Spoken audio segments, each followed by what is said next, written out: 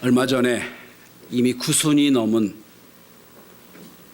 연세대 철학과 명예교수인 김영석 교수가 책을 2권을 냈습니다. 그 중에 한 권이 100년을 살아보니란 책입니다. 이 책에서 여러 가지 노 철학자의 빛나는 지혜를 얻는 격언들이 있었습니다. 그 중에 인생을 이렇게 정의를 내렸습니다. 인생은 늙어가는 것이 아니라 익어가는 것이다 라는 정의를 내렸습니다. 그리고 또한 이런 정의를 내렸습니다. 행복과 성공이 뭐냐? 그는 이런 말을 합니다. 자신에게 주어진 재능과 가능성을 유감없이 발휘한 사람은 행복하고 성공한 사람이지만 아무리 높은 지위를 얻고 아무리 부유한 삶을 살아도 자기 주어진 재능과 가능성을 발휘하지 못한 인간은 결코 성공할 수 없다. 성공한 사람이라고 볼 수가 없다. 이런 말을 했습니다. 그렇습니다. 이 땅엔 무수한 사람들이 있습니다만 두 종류의 사람으로 나누어집니다. 하나는 그냥 늙어져 가는 사람이요, 하나는 익어져 가는 사람입니다.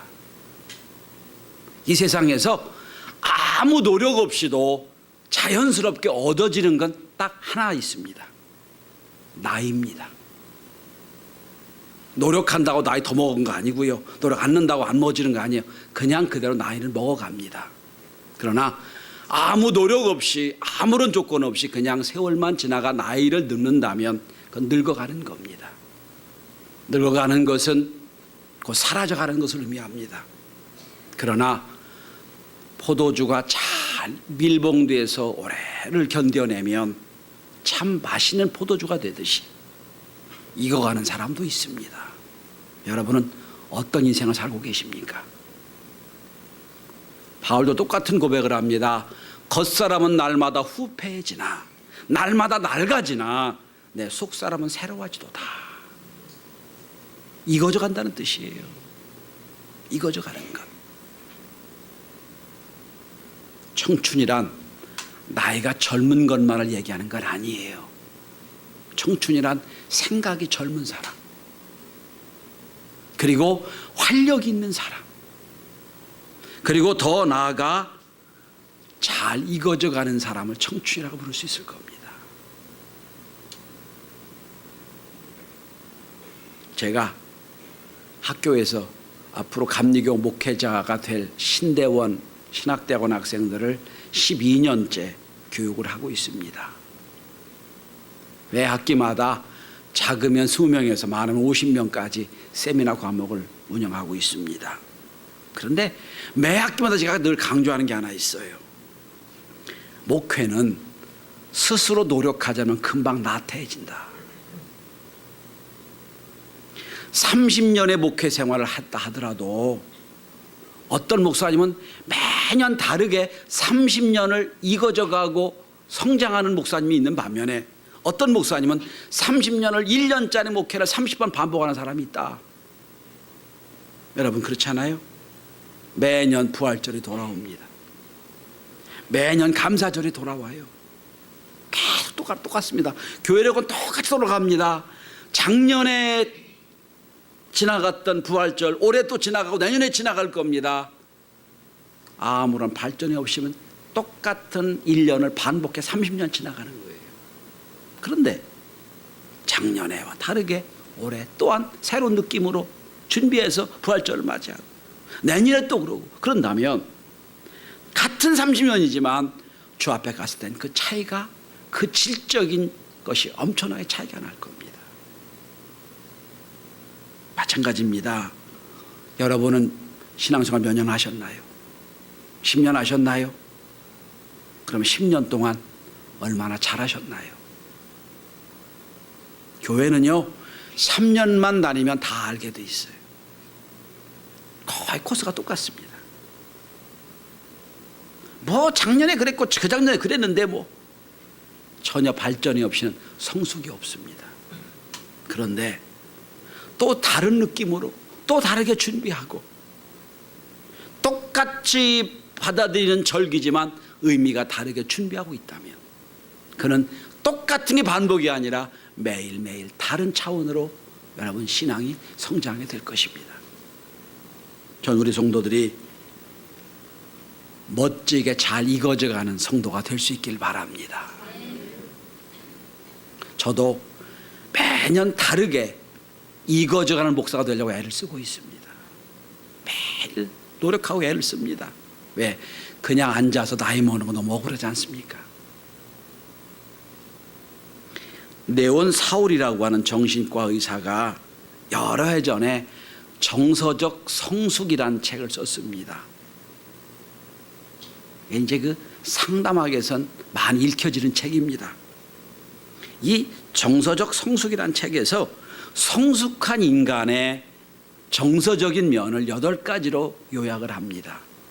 아마 전 8가지가 우리에게 다 해당되리라 믿습니다. 그만큼 우리에겐 성숙한 성도라고 좀 믿습니다. 간단하게 소개하면 이런 겁니다. 첫째, 성숙한 사람은 독립적이고 책임질 줄 안다. 핑계대거나 뒤돌아가는 게 아니라 늘 독립적으로 생각하고 자기 행동에 대해서는 책임지는 사람이다. 두 번째, 성숙한 사람은 남에게 나눠줄 줄 아는 사람이다. 부지중에 룻이 하나님을 영접했던 것처럼 늘 나눠주길 좋아할 때 성숙한 사람이에요. 그 다음에 셋째는 협력할 줄 아는 사회성도 가지고 있다. 누군가와 협력하려면 내가 양보하는 게 있지 않으면 협력이 안 됩니다. 내 주장만 해가지고는 협력이 안 되는 거예요. 내가 양보할 수 있는 것, 이것도 성숙이라고 표현하는 겁니다. 그 다음은 양심과 조화하며 느낌과 행동을 조절할 수 있는 사람, 감정을 제어할 수 있는 사람이라는 거예요. 누구는 혈기가 없나요? 누구는 감정이 없나요? 혈기 감정을 다 드러내고자 하는 성숙하지 못합니다. 양심과 조화된 감정을 갖고 있는 사람. 그 다음에 이게 좀 어려울 것 같아요. 분노와 적개심을 구별할 줄 아는 사람. 화를 낼 수 있어요. 분노가 생길 수 있습니다. 그러나 분노가 냈다고 미워하면 안 되겠지요. 분노와 적개심을 구별할 수 있는 사람. 그리고 현실을 파악하고 미래적 의미를 찾을 수 있는 사람. 지금 당하는 여러 가지 일을 만날 때마다 이 일이 앞으로 어떻게 발전될는지를 생각하고 준비하는 사람, 이런 뜻입니다. 그 다음에 7번째는 성을 진실하게 생각하며 조화를 생각하는 사람. 육체의 본능을 따라 살지 않고 육체와 영혼을 균형 맞춰 있는 사람. 그리고 제일 중요한 건 이라고 생각합니다.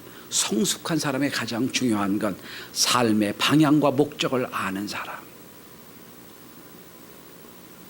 현대에는 빠른 것만 요구해요. 능률만 요구합니다.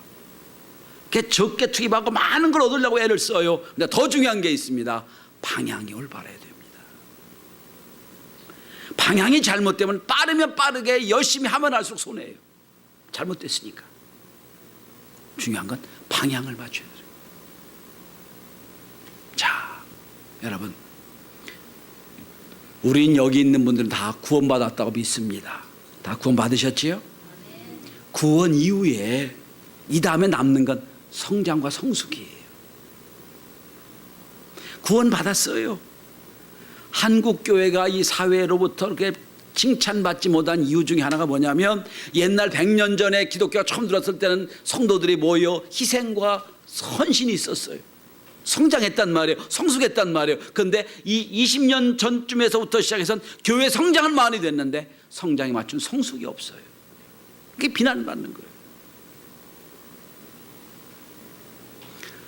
6월 달쯤 되면 햇빛이 쫙 내려지고 나면 시골에서 여러분 논물을 이렇게 보면 뜨뜻해져요. 6, 7월에 엄청나게 벼가 자라는 그런 절기입니다. 뙤약볕에 서 있을 수 없는 뜨거운 뙤약볕에 뭐가 잘 자랍니다. 이제 우리 교회는 7월에 교육부 행사를 많이 앞에 놓고 있습니다. 어떻게 보면 단기적으로 집중 교육을 하는 게 수련회와 성경학교예요. 막 대학교 때 벼와 농작물이 자라듯이 집중적으로 교육시켜서 훈련받게 하는 게 수련회인데, 그 모든 과정을 통해서 우린 성숙을 추구하는 겁니다. 그렇다면 여러분, 오늘 사도 바울이 에베소 교회에게 말씀한 성숙한 성도, 전 제목 이렇게 잡았습니다. 성숙을 위한 도전. 다르게 표현하면 가만히 있선 성숙이 안 된다는 얘기예요. 그냥 가만히 있으면 나이가 먹고 늙어져 가는 것처럼 있어서 성숙이 안 되고, 뭔가 도전하고 애쓸 때 성숙이 된다는 말씀이에요. 그럼 어떻게 하면 성숙한 성도가 될 수 있을까요? 일단 이 말씀을 마치고 여러분과 제가 다 이제부터 성숙한 성도를 향하여 도전해 나가는 은혜가 있게 되길 바랍니다. 첫째로, 성숙하려면 자기에게 주신 은사를 개발해야 됩니다. 행복한 인생은 김영석 교수가 얘기한 것처럼 내가 좋아하는 일을 하고 내가 잘하는 일을 해야 행복합니다. 두 가지예요. 좋아하는 일, 잘하는 일 하는 사람이 행복한 사람이에요. 현대인의 불행한 이유, 한국 사람들의 불행한 이유가 이겁니다. 대학을 가도 고등학교 점수에 맞춰서 대학을 가요. 중고등학교 다닐 때 내가 좋아하는 것, 내가 잘하는 것 관심 없어요. 학교에서 가르쳐주지도 않아요. 찾을 기회도 없어요. 무조건 영어 수학 잘하게 해요. 그 점수를 갖고 대학을 갑니다. 과를 선택해서 가요. 그러니까 내가 잘하는 건 뭔지 모르고 과를 들어가는 거예요. 내가 좋아하는 게 뭔지 모르고 그냥 대학을 들어가는 거예요. 그리고 대학을 나와 직장 생활을 합니다. 죄송합니다. 그러다 보니 도대체 내가 잘하는 게 뭔지 모르겠어. 내가 좋아하는 게 뭔지 모르겠어. 이러고 사는 거예요.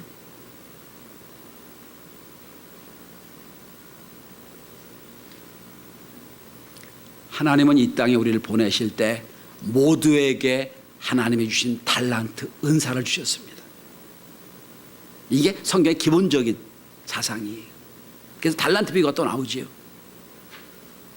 이 은사란 말이 히라보로 카리스마란 뜻인데, 이 어근이 카라입니다. 카란 기쁨이란 뜻이에요. 얼마 전에 걸그룹 중에 카라가 있었지요. 전 걸그룹 카라 이름 들을 때마다 저 친구들이 이 뜻을 알고 이름을 지었을까 생각을 했어요. 기쁨이란 뜻이에요. 그러니까 하나님이 누구에게 은사를 주셨는데 뭡니까? 인생을 기쁘게 살려고 은사 주셨다는 거예요.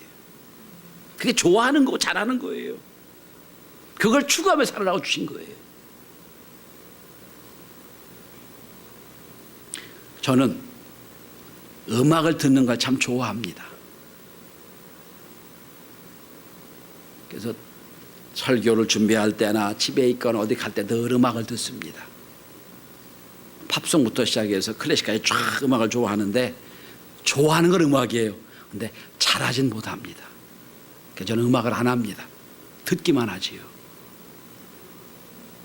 만약에 저한테 음악을 하는 사람이 되라, 아마 전 상당히 스트레스 받고 살았을 거예요.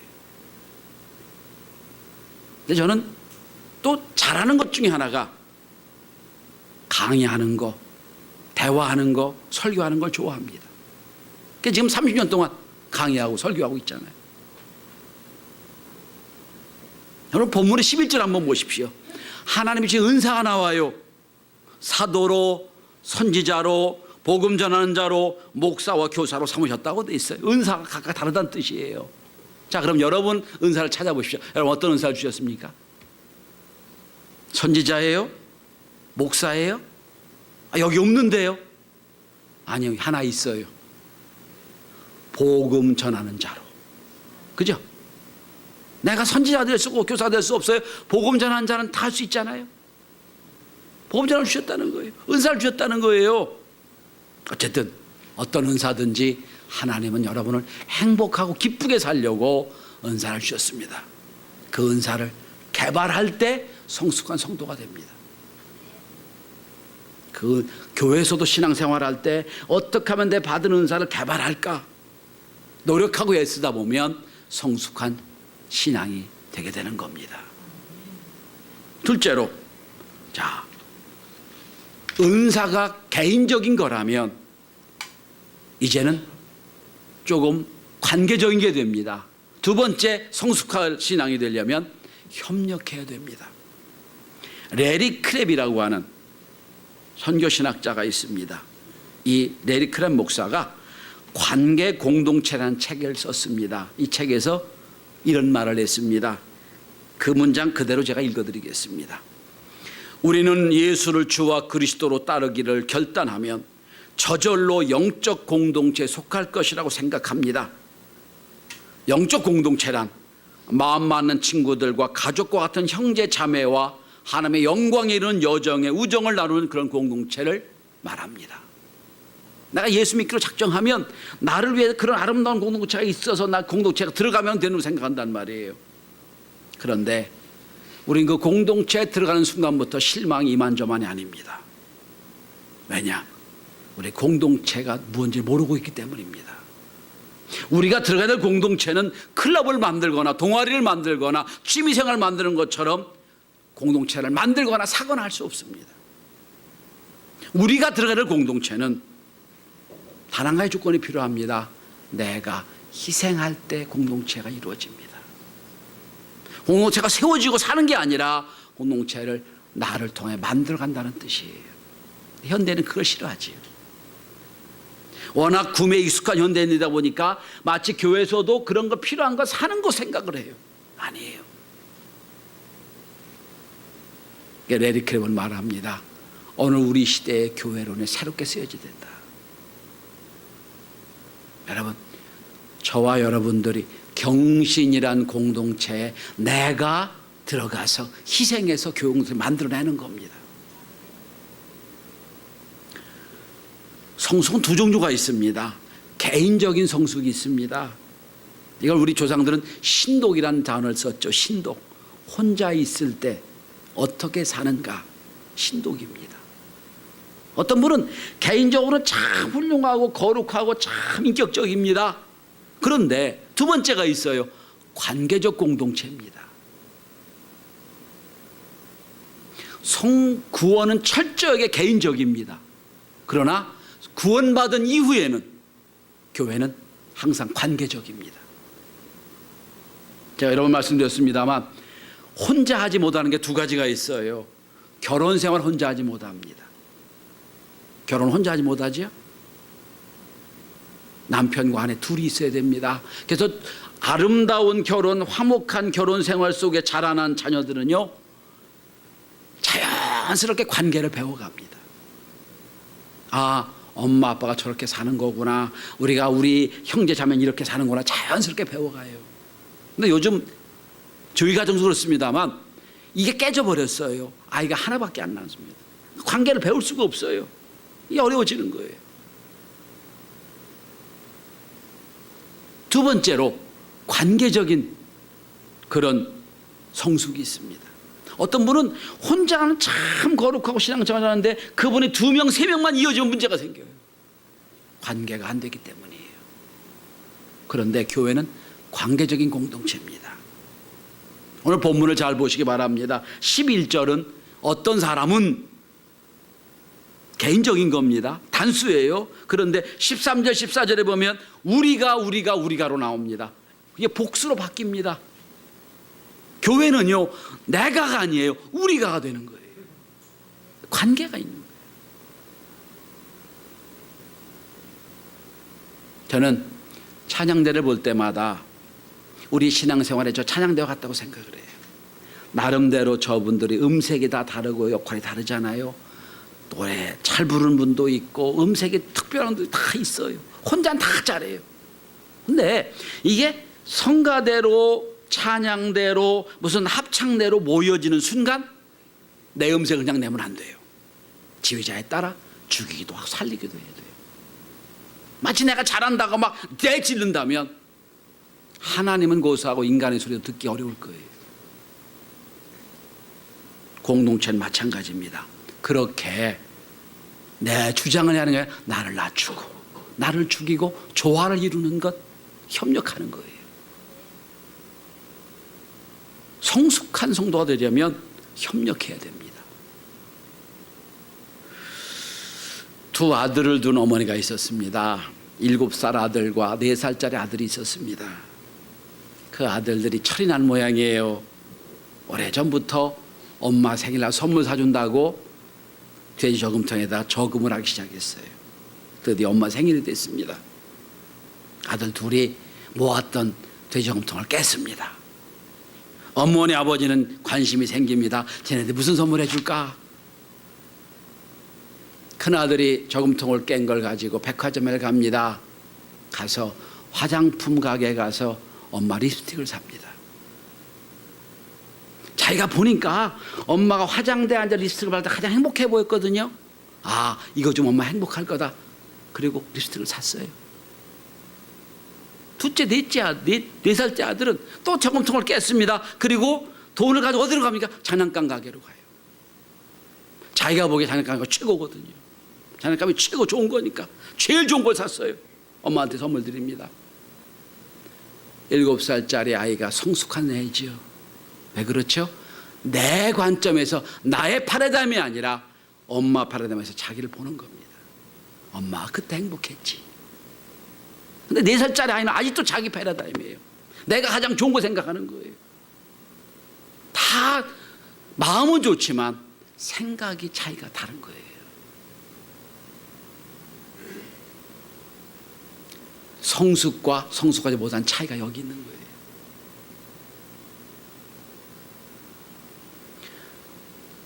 왜 협력해야 되느냐? 오늘 한번 본문을 12절 한번 보십시오. 성숙해진 이유가 있습니다. 이는 성도를 온전하게 하여 봉사일을 하게 하며. 여기 온전하다는 뜻이 히라버로 카타리스모스라는 단어인데 이 말의 원래 뜻은 해부학적으로 뼈를 맞춘다는 뜻이에요. 그러니까 어그러진 사람의 뼈를 맞춰줘서 자기 역할을 하도록 한다. 무슨 역할입니까? 다시 12절을 보세요. 무슨 일을 하게 한다고요? 봉사일을 하게 하는 것. 내가 성숙해져서 다른 사람과 협력하면서 다른 사람이 어그러지고 다른 사람이 문제 있는 붙잡아가지고 함께 협력하며 그가 어그러지고 잘못된 뼈를 잘 맞춰가지고 나와 함께 하나님의 일을 봉사하도록 하게 하는 것, 성숙이라는 거예요. 나 혼자 신앙생활 잘한다고 하는 게 아니에요. 여러분 옆에 여러분보다 좀 부족하고 아직은 온전치 못한, 해부학적으로 보면 뼈가 온전치 못한, 뼈가 잘못된 사람이 서 있단 말이에요. 그를 내가 협력에 붙잡아가지고 뼈를 맞춰주는 거예요. 맞춰서 나와 함께 하나님 봉사하는 일을 하게 하는 것, 이게 성숙이에요.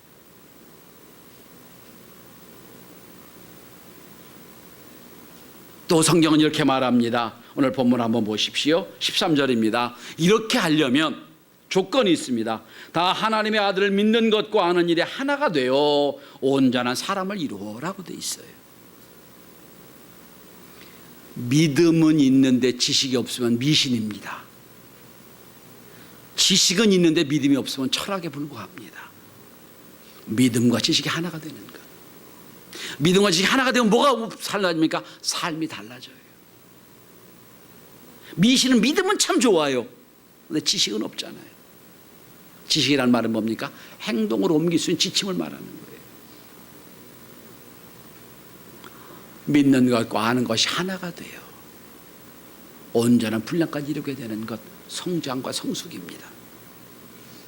여러분, 우리 모든 성도들은 이렇게 성숙한, 그래서 하나님께 봉사의 직분을 잘 감당케 하는 은혜가 될 수 있기를 바랍니다. 마지막 세 번째입니다. 자, 내가 은사를 발견했습니다. 은사를 개발했습니다. 그리고 협력합니다. 어우러진 사람을 잘 세워가지고 내가 봉사를 하게 합니다. 그래서 결론이 뭡니까?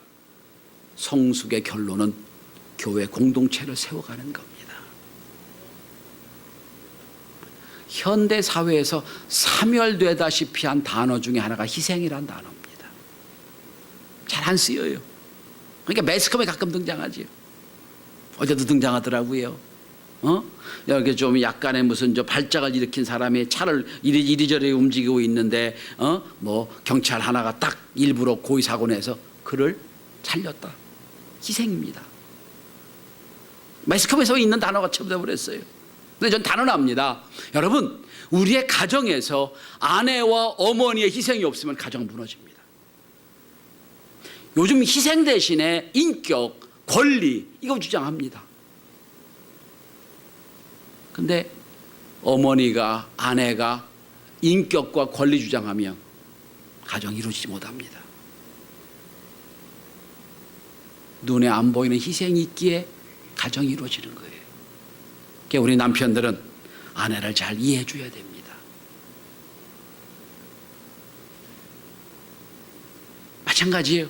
교회도 마찬가지입니다. 교회라는 기본, 교회라는 영적인 공동체는 그 밑바닥이 희생이 깔려 있습니다. 교회에서 권리, 교회에서 인격, 교회에서 주장, 아직은 뭘 모르는 사람이에요. 여러분, 교회는 뭡니까? 십자가, 예수 십자가가 밑바닥에 깔려 있어요. 십자가의 위에 수많은 사람들이 헌신과 수많은 사람 순교가 있어요. 그 토대 위에 교회가 세워지는 거예요.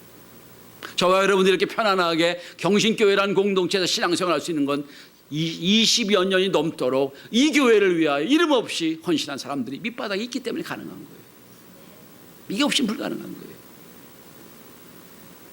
만약에 오늘 우리들이 교회 공동체로 생활하는 일에 소홀히 하고 희생과 헌신 이외에 주장을 하고 권리만 찾는다 그러면 다음 세대에 교회는 없어질 겁니다.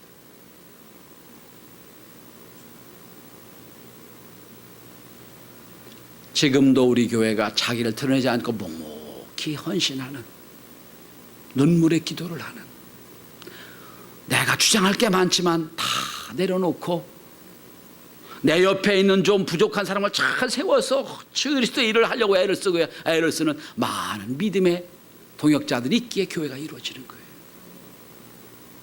전 그런 이들을 하나님이 높이라고 믿습니다. 자, 그러면 우리가 이 신앙의 성숙을 위해 궁극적인 목표가 뭡니까? 다시 12절을 주목해 보시기 바랍니다. 12절 마지막입니다. 그리스도의 몸을 세우려 하심이라. 그리스도의 몸이 뭡니까? 교회예요.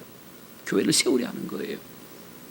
자, 여러분 다시 15절 16절 보면 똑같은 말씀입니다. 성도가 각 마디가 서로 연결되어서 하나님의 거룩한 교회를 세운다는 뜻이에요. 이게 사도 바울의 교회론입니다. 여기 세운다, 영어로 빌딩이라는 뜻이에요. 빌딩, 세워가는 것. 여러분, 상계경신교회가 영어로 뭔 줄 아십니까? PDC예요. People Developing Church예요. 세워가는 겁니다. 교회를 세워가는 것, 사람을 세워가는 것, 그게 사람을 키우는 교회 된 겁니다. 자, 어떤 사람은 교회를 막 흔들어내요. 내 주장을 자꾸 합니다. 내가 진리를 얘기한다고 자꾸 얘기합니다. 여러분, 흔드는 건 사탄의 장점이에요. 예수님이 베드로에게 경고하십니다. 사단아, 시몬아, 사탄이 너를 밀가부듯 흔들려고 너를 시험하고 있다. 그러나 내가 너의 믿음을 떨어지지 않게 기도하고 있다. 막 사탄은 공동체를 흔들어내요. 교회를 어떻게 세워야 됩니까? 프랜시스 후쿠야마라고 하는 일본계 미국인 상당히 유명한 분이 계십니다. 이분이 역사의 종말이라는 책을 썼어요. 이 책이 유명한 것은 소련이 붕괴되기 전에 소련 붕괴를 예언한 책입니다. 무슨 노스트라다무스처럼 예언한 게 아니라 사회학적으로 분석을 하면 저 소련 공동 무너질 것이라고 예언해서 이 책에서 아주 히트가 친 책입니다. 그 뒤로 후쿠야마가 세계적인 석학이 됐지요. 이 책을 보면 가만히 이분이 이 인류 역사를 쫙 살펴보니까 인류 역사에서 성공한 나라는 두 가지 욕구를 잘 분출한 나라라는 거예요. 하나는 잘 살아보겠다는 욕구가 있는 나라. 여러분, 한국 이만큼 잘 산 게 되게 뭐죠? 지난 30년 동안 잘 살아보세 하면 된다 막 분출했잖아요. 그 욕구가 있는 나라예요. 근데 공산주의 필요가 없잖아요. 내가 잘해도 못하든 다 똑같이 주니까 욕구가 안 생기는 거예요. 멸망한다는 얘기입니다. 여러분, 사람도 마찬가지예요. 뭐 좀 잘해보겠다고 애를 쓰고 은사를 발견하고 애를 쓰고 노력할 때는 발전이 있어요. 근데 가만히 그냥 아무 노력 안 하고 그냥 늙어져 가면 방법이 없어요. 두 번째, 후카야마가 지적하는 겁니다. 타인으로부터 인정받고자 하는 욕구가 있을 때, 그 욕구를 자꾸 세워줄 때 그 공동체 발전한다는 거예요. 인정받고 싶은 욕구. 근데 공산주의 그게 없어요. 전 여기서 하나의 힌트를 발견합니다. 우리 교회 공동체는 자꾸 믿음의 진보를 이루려는 욕구가 충만하길 바랍니다. 어떻게 하면 내가 작년보다 올해 믿음이 좋아질까? 어제보다 오늘 내가 신앙이 잘할 수 있을까? 이렇게 자꾸 내 갖고 있는 재능을 개발하고 은사를 개발해서 자꾸 세워지는 거예요. 옆에서는 자꾸 잘했다고 칭찬해주고 격려해줘서 인정해주는 거예요. 그래서 하나님 교회를 세워져가는 그런 교회가 될 수 있길 바랍니다. 한국 교회가 급격하게 성장을 했어요. 근데 성장에 맞춘 성숙은 없어요. 사회가 우리를 향하여 비난을 합니다. 너 그렇게 많이 컸는데 성장했는데 왜 그렇게 수준이 그 모양이냐. 여기 우리가 대답해야 됩니다. 경신교회는 그렇지 않다. 작지만 성장하는 교회다. 성숙한 교회다. 은사를 발견하고 개발하고 협력하며 늘 하나님 교회를 어떻게 잘 세울까 고민하며 나가는. 그래서 우리 스스로도 성장하고 성숙하고 우리 교회 공동체 아름답게 세워져가는 은혜가 여러분과 여에게 있기를 주의 이름으로 축원합니다. 기도합니다.